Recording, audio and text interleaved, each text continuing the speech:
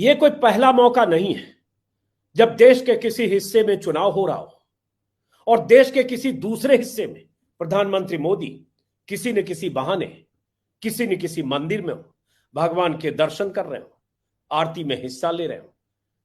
कई चुनावों में, लोकसभा चुनाव हो, पश्चिम बंगाल चुनाव हो, कर्नाटक चुनाव, कई मौकों पर ऐसा देखा गया। और आज जब कर्नाटक में वोटिंग हो रही है तब प्रधानमंत्री मोदी राजस्थान के एक सरकारी कार्यक्रम में पहुंचे थे, राजसमंद जिले में।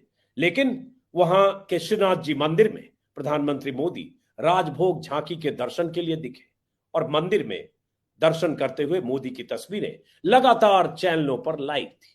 घंटों कवरेज प्रधानमंत्री मोदी की मंदिर में मौजूदगी और लगातार चैनलों की तरफ से यह देश को बताया जाना कि कैसे मोदी, प्रधानमंत्री मोदी कैसे मंदिर में पहुंचे। स्क्रीन पर जो आप देख रहे हैं ये तमाम चैनल्स के शोज के थंबनेल है जब प्रधानमंत्री मोदी मंदिर में थे, नाथ द्वारा मंदिर में। तो आप स्क्रीन पर देख रहे हैं मोदी का नाथ द्वार में विजय तिलक, श्रीनाथ जी के द्वार पीएम मोदी, मरुधरा में मोदी, नाथ द्वारा मंदिर पहुंचे मोदी, श्रीनाथ जी के दर पर पीएम मोदी, श्रीनाथ जी के मंदिर में मोदी। ये लगातार चैनलों पर कवरेज लगातार घंटों चलता रहा उस वक्त जब कर्नाटक में चुनाव हुआ था। और जैसा कि मैंने कहा, ये प्रधानमंत्री मोदी का पैंतरा है, स्टाइल है, तरीका है। वोटिंग के दिन ही प्रधानमंत्री मोदी ऐसा करते हैं।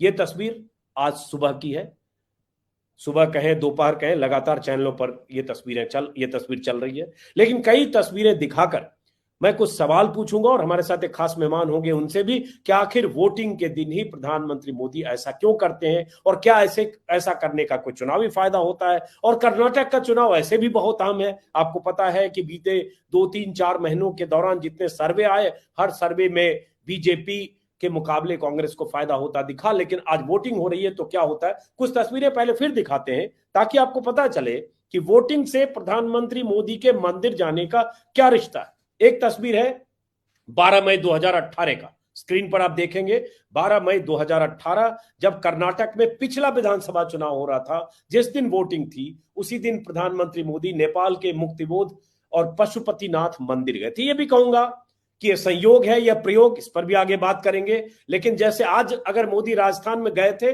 सरकारी कार्यक्रम था, 5,000 करोड़ की परियोजनाओं का शिलान्यास था, लेकिन मंदिर गए। अब मुझे नहीं पता कि मंदिर जाने का यह कार्यक्रम या मोदी का यह कार्यक्रम क्या राजस्थान चुनाव, माफ करें, कर्नाटक चुनाव की तारीखों के ऐलान के बाद बना या पहले, लेकिन गए। तो ये तस्वीर आप देख रहे हैं 2018 के चुनाव के समय की तस्वीर है जब प्रधानमंत्री मोदी पशुपतिनाथ मंदिर के दर्शन उसी दिन गए जिस दिन वोटिंग थी। और चूंकि जहां वोटिंग होती है उस स्टेट में आप चुनाव प्रचार नहीं कर सकते, ये मोदी का स्टाइल है, वो ऐसे ही करते हैं। कहीं न कहीं उनकी मौजूदगी होती है और उन्हें पता है कि पूरा मीडिया चैनल उनकी मंदिर में मौजूदगी हो या कहीं किसी सभा में हो, लगातार लाइव कवरेज करेगा। और कहीं क्या ये मतदान और मतदाता को प्रभावित करते हैं, इसको भी समझने की कोशिश करेंगे। एक और तस्वीर स्क्रीन पर 19 मई 2019 की तस्वीर है। केदारनाथ दर्शन के लिए मोदी गए थे जब लोकसभा चुनाव के लिए आखिरी दौर की वोटिंग हो रही थी, तब प्रधानमंत्री मोदी केदारनाथ पहुंच गए थे। ध्यान गुफा की वो तस्वीर जो आपने देखी होगी। इधर वोटिंग हो रही है लोकसभा चुनाव की, उधर सुबह सुबह मोदी पहुंच गए केदारनाथ। वोटिंग की तस्वीर भी देश के अलग अलग हिस्सों से, और प्रधानमंत्री मोदी की केदारनाथ में भोलेनाथ के दर्शन करते हुए वो भी प्रधानमंत्री मोदी की तस्वीरें चैनलों पर लगातार घंटों कवरेज। क्या ये मतदाता को प्रभावित करने का कोई तरीका है क्या, उसी दिन वोटिंग के दिन देश के किसी हिस्से में जाना। इसी तरह एक और तस्वीर देख रहे हैं, स्क्रीन पर आप देखेंगे 17 मार्च 2021 की तस्वीर है। पश्चिम बंगाल में पहले दौर की वोटिंग थी और पश्चिम बंगाल का चुनाव, विधानसभा चुनाव बहुत अहम था बीजेपी के लिए। पूरी ताकत झोंकी गई थी, दावा किया गया था कि हम सरकार बना लेंगे। और मोदी जी का वो भाषण, दीदी ओ दीदी से लेकर तमाम आपने सुना होगा। पहले दौर के वोटिंग के समय प्रधानमंत्री मोदी बांग्लादेश के ओरकंडी मंदिर में दर्शन करने गए थे और ये मतुआ समाज जो है बांग्लादेश में, उसका मंदिर है। और मतुआ समाज का वोट पश्चिम बंगाल की 60 से 70 सीटों पर प्रभावित करता है, इसलिए वहां मतुआ समाज के मंदिर में बांग्लादेश गए थे। उनका दौरे का कार्यक्रम उनका पहले से होगा, कुछ सहयोग हो सकता है, कुछ प्रयोग हो सकता है, लेकिन मंदिरों में गए।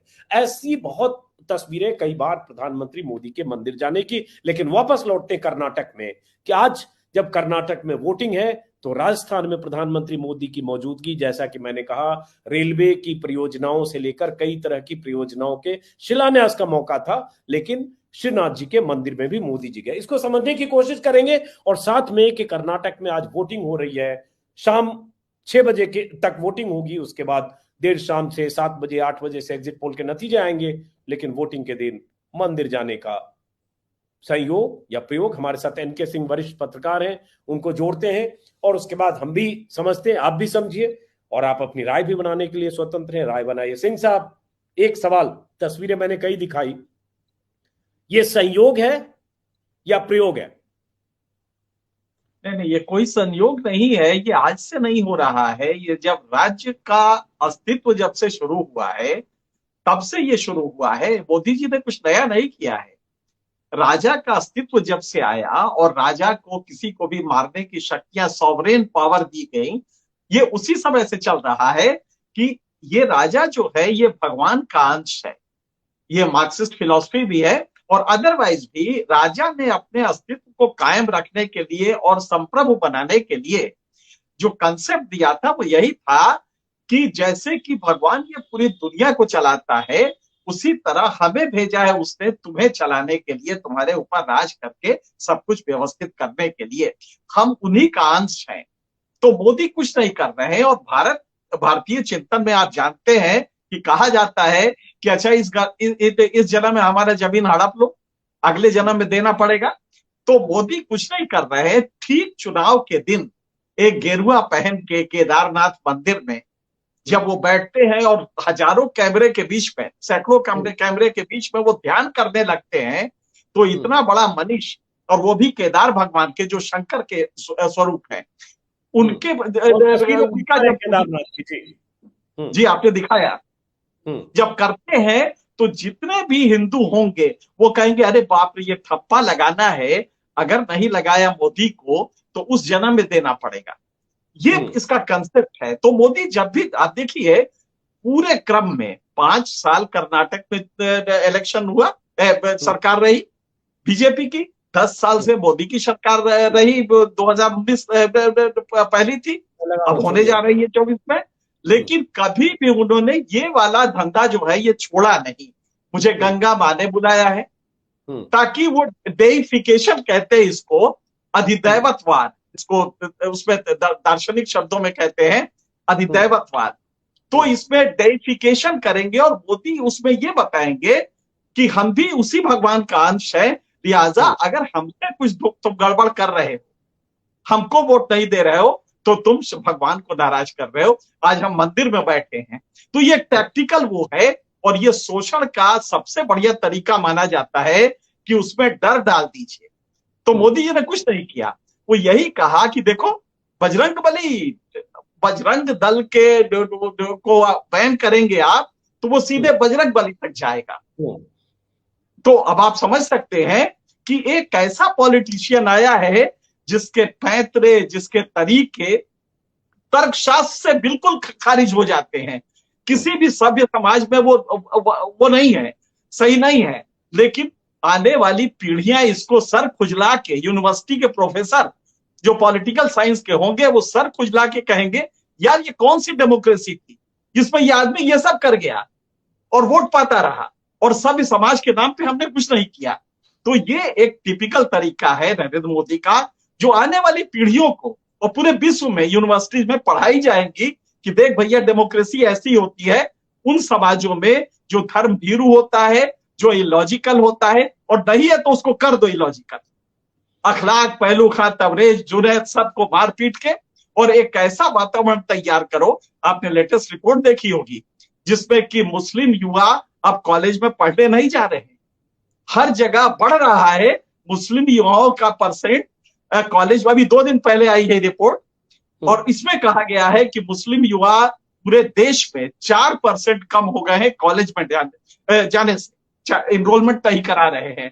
आप अच्छा, खास करके बीजेपी शासित सरकारों में, गुजरात में, यूपी में और ज्यादा कम है। इसका कारण क्या है? सीधी सी बात है कि वो दहशत क्रिएट करते रहो।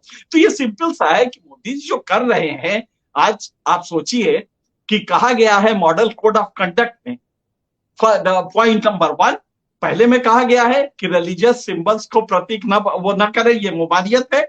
और 3 में कहा गया है, पॉइंट 3 में, आरपी एक्ट में, रिप्रेजेंटेशन ऑफ पीपुल्स एक्ट में कहा गया है। लेकिन जिस दिन एडवाइजरी इशू करता है इलेक्शन कमीशन सभी पार्टियों को कि आप इन चीजों से बचें, उसी के अगले दिन देश का प्रधानमंत्री कहता है कि जब वोट ठप्पा देने जाओ तो जय बजरंगबली कहो और तब ठप्पा लगाओ। आप खुला वायलेशन कर रहे हैं। लेकिन अब तो आप हिंदुओं के रिप्रेजेंटेटिव है ना, और प्रजातंत्र तो बहुमत से चलता है। तो अगर आपको 28% वोट मिल रहे हैं तो आप जो कहेंगे वही होगा। तो इसलिए हम लोग जो तर्क कर रहे हैं ये सब उसके परे है। ये पॉलिटिकल साइंस के किसी भी विधा से, किसी भी तर्कशास्त्र से आप इसको जस्टिफाई नहीं करा सकते। लेकिन उससे क्या होता है, ठप्पा लगेगा, क्योंकि ठप्पा लगेगा इसके नाम पे कि बजरंग का भक्त कौन है, और बजरंगबली का जो भक्त नहीं है वो तो सोचिए आप अगला जन्म उसका कैसे होगा। ये सब इसके पीछे है। एक बात देखिए, ये सही बात आपने पूरी बात मुकम्मल ढंग से एनके सिंह साहब ने कह दी। ये सही है कि जैसे कर्नाटक में चुनाव में ही जो आया कि कांग्रेस की तरफ से मैनिफेस्टो में पीएफआई और बजरंग दल पर बैन की बात कही गई कि अगर सरकार बनी तो जो सांप्रदायिक सद्भाव को, ताना बाना को नुकसान पहुंचाएगा उन संगठनों पर बैन होगा, चाहे पीएफआई चाहे बजरंग दल। लेकिन मोदी उसको बजरंग दल को बजरंग बली से जोड़कर प्रचार करते रहे कि बजरंग बली को ताले में बंद करके इनकी योजना है। ये बजरंग बली बोलने वालों से चिढ़ते डरते। बजरंग बली और बजरंग दल से कोई रिश्ता नहीं है। इसकी 100 मिसालें हम सब लोग दे चुके। और सबसे बड़ी मिसाल तो बाबू बजरंगी है सर, जो गुजरात दंगों का मुख्य आरोपी था। ये अलग बात है कि कई मामलों में छूट गया, स्ट्रिंग ऑपरेशन में सब डंके की चोट पर कहा, उसका अतीत है, लेकिन नाम तो उसका भी बजरंगी है। और ऐसे बजरंग दल के लोगों की कहानियां। तो प्रधानमंत्री मोदी वापस उसी पर लौटते हैं। जो तस्वीर जैसे स्क्रीन पर फिर वही तस्वीर मैं दिखा रहा हूं जो आज की तस्वीर है, जिसमें बजरंग बली का नारा लगाते हुए प्रधानमंत्री मोदी, सही आपने कहा कि वो साफ कह रहे थे कि बजरंग बली को याद करो या नारा लगाओ और ईवीएम पर बटन दबाओ। लोकसभा चुनाव में हमने पुलवामा के मुद्दे पर सेना के जवानों की शहादत पर वोट मांगते देखा। तो सवाल ये उठता है, ये मान लें कि 7, 8, 9 सालों में संवैधानिक संस्थाएं, पहले भी हुई होगी, ऐसा नहीं पहले कॉम्प्रोमाइज नहीं हुई, लेकिन ये अब ये चीजें खत्म हो गई। अब देश में कहीं चुनाव है, प्रधानमंत्री कहीं मंदिर जा सकता है, बगल के राज्य से भाषण दे सकता है। जैसे मुझे अगर याद है 2014 में शुरुआत हुई थी कि जहां चुनाव था दूसरे इलाके में सेम डे सुबह उसी समय मोदी जी भाषण देते थे। मंदिर गए वो तो तस्वीर हम दिखाई रहे, और उस चैनल पर लगातार लाइव होता था। मैं अगर 15-17 साल पहले की बात करूं, जब हम लोग चैनल्स में आए थे 18-20 साल पहले, तो एक ये होता था जिस दिन वोटिंग है उस दिन नेताओं के भाषण रैली चैनल पर नहीं दिखेंगे। लेकिन वो सब चीजें खत्म हो गई, ध्वस्त हो गई। नहीं, इस वाले रिजीम में देखिए, मैं बार बार कहता हूं कि इन्होंने गवर्नेंस का जो एक कॉन्स्टिट्यूशनल गुरूर होता था, संवैधानिक एक गुरूर होता था, जिसपे कि तन के लोग खड़े होते थे, कहते थे कि नहीं ये गलत है, ये तो नहीं हो सकता, वो गुरूर मोदी ने तोड़ दिया है। अब वो तोड़ दिया है तो हर ईडी का आदमी हो, इलेक्शन कमीशन, आप सोचिए कि वो इलेक्शन कमीशन को आज कम से चुल्लू भर पानी में डूब मरना चाहिए कि उसने एडवाइजरी इशू की, और उसके अगले दिन वो देश का प्रधानमंत्री कहता है कि साहब आपकी जब ठप्पा लगाइए तो बजरंगबली का नाम लेके लगाइए। जबकि इसी बात पे एडवाइजरी इशू हुई थी, और वो भी स्टार कैंपेनर्स के लिए